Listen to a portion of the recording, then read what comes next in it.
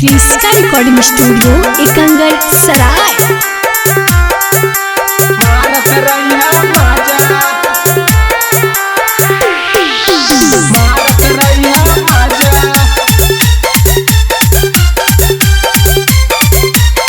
Presented by क्रिस्का film. नई हरस अबई हम वैबे कैलियो राजा, नई हरस अबई हम वैबे कैलियो राजा।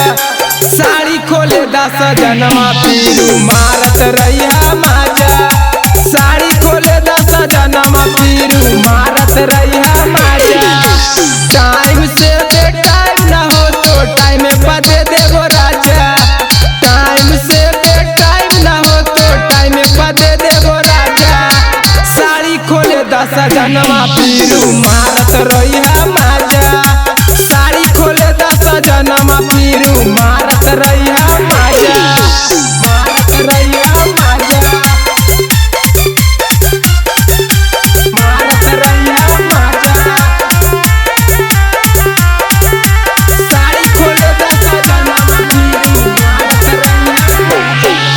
साया के डोरी खोली है गेटा वाला गई के जी, नहीं तो बमना बिहारी देख के मारी उहो टराई नुजी।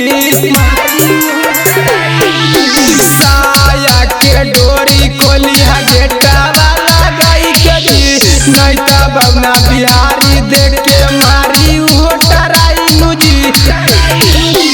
ऐसे जदी देखा तो हमरा नहीं कहिया राजा ए जी, ऐसे जदी देखा तो हमरा नहीं कहिया राजा। साड़ी खोले 10 जनमा पीरू मारत रहिया माजा, साड़ी खोले 10 जनमा पीरू मारत रहिया माजा, मारत रहिया माजा, मारत रहिया माजा।